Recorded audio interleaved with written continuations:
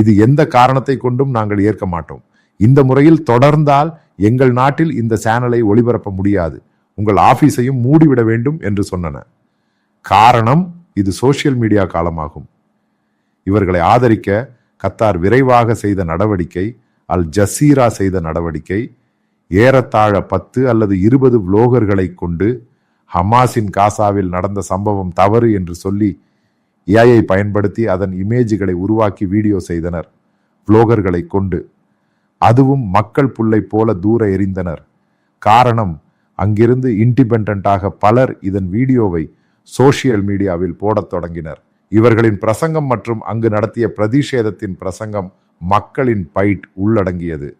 அதனுடன் அதுவும் சீற்றமடைந்து போயிற்று. இங்குள்ள ஹமாஸ் ஆதரவு யூடியூப் சேனல்கள் இதை பற்றி பல வீடியோக்களை போடத் தொடங்கின.